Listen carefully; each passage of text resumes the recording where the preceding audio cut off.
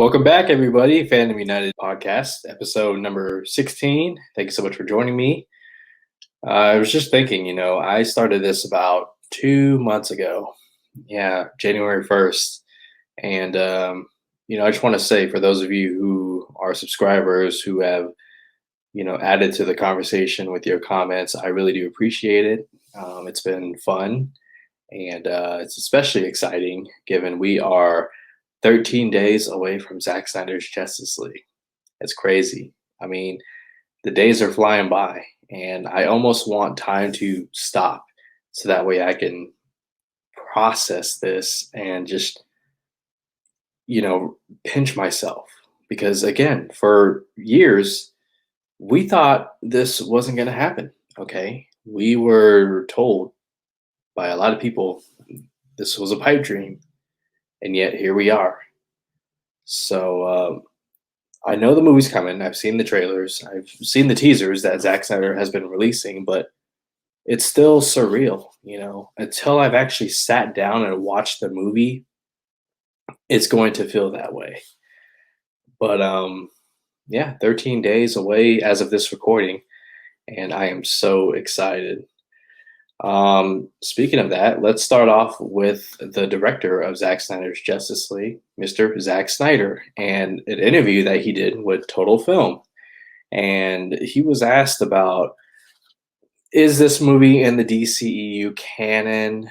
Where exactly does this movie fit? And he says, in a lot of ways, I view this movie on its own. Snyder tells Total Film in the latest issue of the magazine, I love Wonder Woman director Patty Jenkins, and I think she's done an amazing job. And Aquaman director James Wan has done a great job. They've made their own movies, but I just thought, I'm going to stay the course that I thought was cool.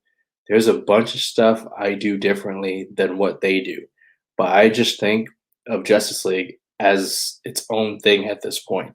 It exists kind of on its own. And yeah, you have WB to thank for that.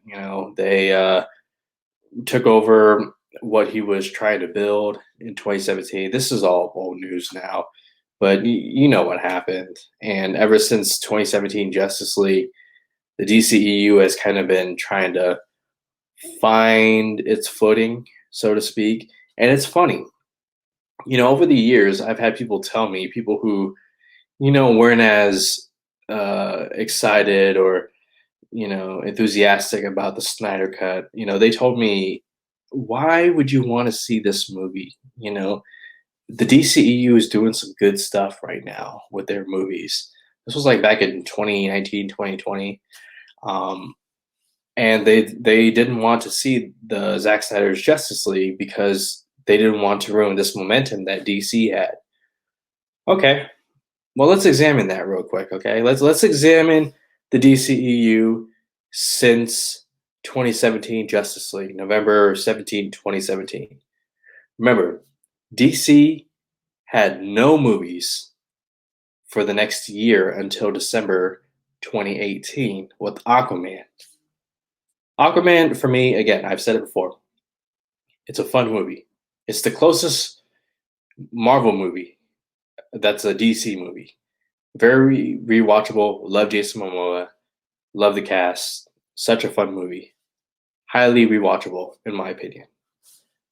But that movie barely referenced the DCEU. In fact, the only thing that I can recall it referencing is Steppenwolf. When Mira says, you fought Steppenwolf, and, when she's trying to get Arthur Curry to return home to Atlantis and take his rightful place. So that movie barely referenced the DCEU. It's very much a standalone movie. And because it's a standalone movie that barely referenced the DCEU, it was allowed to be its own thing.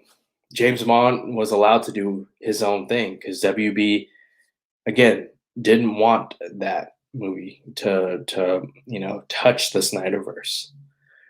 And then you have, after that, that's December 2018. I think it's June 2019, Shazam. Again, Fun movie, good movie. Not wouldn't make my top three of DC movies or DCEU movies, but it's a fun movie. That movie barely referenced DCEU. All right, you got the kid. I can't remember his name. Um, the one who's is sort of disabled. He holds a batarang. He has a newspaper clipping of Superman and a replica bullet. That's it. Not even Superman. Henry Cavill's Superman made a cameo. You remember that at the end? So again, that movie was allowed to be its own thing. That's why it was successful. Very little studio meddling going on. So 2 movies in a row that stand on its own, that don't have any kind of like through line like the MCU, as far as DCEU and the timeline where it takes place. It does mention the Snyderverse, but very, very minimal. And then 2020, Birds of Prey. David Ayer and Jared Leto made a Joker that was in Snyder's DCEU. In Birds of Prey, we see Joker, but we don't see Jared Leto. They did almost the same thing that the Shazam filmmakers did for Henry Cavill's Superman, which, yeah, in their defense, Henry Cavill was scheduled to be, was scheduled to make a cameo as Superman, but scheduling conflicts, I don't know what happened, but it just never happened. With Jared Leto's Joker, that wasn't Jared Leto. They didn't even show his face. He looked like Jared Leto's Joker, but wasn't. And again, that movie, yeah, it takes place in the sort of the Snyderverse, but hardly any references at all. I don't even think she mentioned that she was a part of the Suicide Squad in Birds of Prey.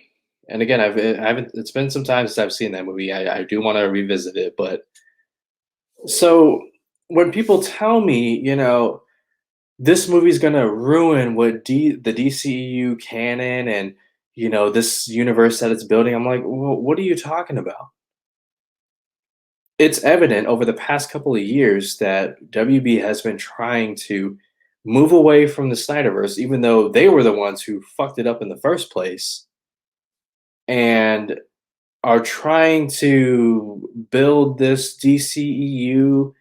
But when you tell me, the DCEU canon, timeline, universe, my response is, well, what universe? You have 3 movies that very much stand on their own, no references, no through line.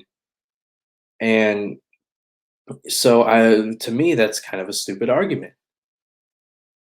And now that we're in this time where DC is trying to do the multiverse, Zack Snyder is sticking to his guns. He's like, I think it's great what you do on Warner Brothers, but I'm not gonna, adjust my movie that you already fucked up just to fit whatever you're doing. My movie's coming out the way it was intended. And if it's great, you're gonna look like fucking idiots. So yeah, I am excited that Zack Snyder's Justice League is kind of its own thing at this point. Why would you want your movie to be anything like what Warner Brothers is trying to do? Given their history, and there are still people from that regime back in 2016, 2017, who still work for Warner Brothers. Toby Emmerich, one of them. Jeff Johns, another one. But for how much longer? Who knows? Anyways, thanks for hearing my thoughts on that. I'm curious what you guys think. Do I have a point? Am I missing something? So anyways, let me know your thoughts on that. Let's move on to the next part. In that same interview with Total Film, Zack Snyder hinted at Justice League Part 2 and 3. And this is kind of no surprise, okay? If you've been following Zack Snyder, this release of Snyder Cut, you know that Zack Snyder had a 5-film story arc planned from Man of Steel, Batman v Superman, Justice League, and then Justice League 2 and 3. So he kind of elaborates that on that in this interview and says, "For me, there's a trilogy of films that I sort of lean on. Man of Steel, Batman v Superman, and Justice League are a continuity, and within that three-movie arc, there is a consistent tone. Frankly, it was meant as the primer for another two Justice League movies. Not that those movies are ever going to get photographed. I don't see that happening. And it stays true to that concept. It was meant to be like Lord of the Rings and not a one off. That's the way I think about it." Now, those of you out there who are getting a bit discouraged that, there's no Justice League Part 2 and 3, first, let's wait and see the movie first, Zack Snyder's Justice League. I'm excited. I'm confident it's going to be great. Definitely better than the 2017 movie. But I'm not going to jump ahead and get angry that Part 2 and 3 are, there are no plans for that. And here's why. One, Zack Snyder knows that WB wants nothing to do with the Snyderverse. With this movie, that's why they're hardly promoting it or doing any sort of marketing on their end, because they want to move on past that. We've already talked about this. Zack Snyder knows to not have expectations with these DC films. He wasn't expecting the Snyder Cut to ever happen. He acknowledged it existed, but he never thought, he was so sure that this would go away. And he's happy that it didn't. He's happy that he's making it. He really is, guys. He is the happiest person, maybe more than the fans, that this movie is coming, because he loves his fans and he cares about these characters. Despite if you have problems with what he's done with these DC characters, he very much loves them and understands them. But he's also acknowledging the kind of studio that WB is.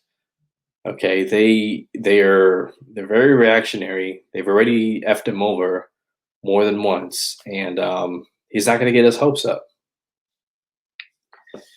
That being said, when Zack Snyder's Justice League comes out, and I've said this before, and it's great, how do you think HBO Max is going to look at the potential success, the social media aspect? If people go on social media and are talking about this movie, how much they may enjoy it. You think HBO Max is just going to ignore that? You think Warner Media is going to ignore that? You think AT&T is just going to ignore that? No. Again, it's about the number of people that watch Zack Snyder's Justice League. Critics, irrelevant at this point. Okay. Critics aren't going to affect people going out and watching this movie in theaters, because the theaters are closed and this movie's releasing on streaming service. And to be frank, I think people are the jig is up. People know that critics, for the most part, aren't exactly happy with what direction Zack Snyder has gone with the DCEU. But there are people who are becoming more and more fans of Man of Steel and Batman v Superman. I've seen it. I've seen it online. And if they're excited about Zack Snyder's Justice League and they watch it and they enjoy it, they like it, Warner Brothers, hey, like it or not, there is a possibility that more Justice League could happen with Zack Snyder. But of course, you also got to consider the actors and their availability. So Snyder is being smart. Don't get your hopes up, but never say never. All right, so now let's get to a segment that I call Another News, which is news outside of the DC universe in Hollywood that I find particularly interesting. And we're going to stick with Zack Snyder because he has another movie coming out on streaming this summer, Army of the Dead on Netflix. And in that interview with Total Film, Zack Snyder talked about coming back to filmmaking after taking a break from Justice League and what happened to his daughter and his approach and mindset coming into Army of the Dead. And he says, I've tried to get at it in a super intimate, personal way. It's not made by a committee, says Snyder, which should be welcome words following the Justice League farrago. For one, the film goes deep on the complicated relationship between Scott and his daughter Kate, played by Ella Purnell. It's definitely a movie that's incredibly personal and singular. From the first conceptualizing of the movie, they were going to be these evolved zombies, Snyder teases, describing his zombies as semi conscious. The goal is to make us sympathize with the undead like never before. We treat them kind of like wolves, sort of like a dog. They're not necessarily fully realized and talk or anything, but they can organize. Now that is pretty interesting. Once again, Zack Snyder, coming into the zombie genre or a different genre and doing his own thing and adding his own spin to these stories. The fact that these zombies are going to be semi-conscious again, we've seen the mindless zombies and the crazy sprinting zombies and all that kind of stuff. It's time for something new, and that's what Zack Snyder's trying to do with Army of the Dead. And I, for one, cannot wait for that. Also, his words on this movie being, incredibly personal and singular. It reminds me of M. Night Shyamalan and when he went back to, the basics with that short, well, not short, but little indie horror movie he did, The Visit. And so it's great to see Snyder, go back to, smaller films after, having to deal with the headache that was Warner Brothers and the comic book movies that they were trying to, produce. So it's great to see. And as a fan of Zack Snyder, as a fan of Dawn of the Dead, definitely looking forward to Army of the Dead. And the last piece of news is a huge update on Space Jam: A New Legacy. Entertainment Weekly released a whole lengthy article on the film, and also you saw in the intro some photos, some first looks at LeBron James and the Looney Tunes. In that article was a description of Space Jam: A New Legacy, and it goes as follows. Playing a heightened version of himself, LeBron James struggles to relate to his son, Dom, played by Cedric Joe, who's much more interested in creating games than playing it. When Dom's tech skills draw the attention of a CGI humanoid named AIG Rhythm, Don Cheadle, the father-son duo gets sucked into the Warner 3000 Entertainment serververse with the AI kidnapping Dom in the hopes of stealing some of the King's followers. In real life, he has about 80 million on Instagram. First off, Don Cheadle's character, AIG Rhythm, that's just an awesome name. I wonder if he came up with that himself. But let's continue. This is where it gets really interesting. When LeBron James is sucked into the WB server, he drifts through some of the studio's most famous films to track down his underdog squad. It was a tricky thing just in terms of what you may want. Like, oh my God, look, there's Mad Max and there's Casablanca, Lee explains. James also mentioned the Matrix and Wonder Woman as part of the WB look back, though no title is confirmed yet. In addition to entering these worlds, we have a lot of the WB characters at the game, watching like they do at Rucker Park, Lee says, referencing the historic New York City street court. That's interesting. So we can expect to see a lot of the WB famous characters from their past movies in the crowd during the game between the Toon Squad and the Goon Squad. In this movie, they're no longer the Monstars; they're the Goon Squad now. But yeah, I'm not sure exactly how I feel about this. On one hand, it would be really cool to see them go through all the movies. You know, Mad Max Fury Road. It's always good to bring attention to that movie. Um, Maybe the best action movie ever made, honestly. And then The Matrix, and then Wonder Woman. You know, I was just thinking the other night, if LeBron James is going to go through a DC movie, you guys remember in Batman v Superman when we first see Lex Luthor and he's playing basketball on the court? I want to see LeBron James just run up and swat the ball out of Lex Luthor. And yeah, that would be pretty funny, in my opinion. But yeah, looks like we're going to get sort of a Wreck It Ralph 2 where he goes through the internet. It looks like that's going to happen for Space Jam: A New Legacy, and yeah, it could be fun.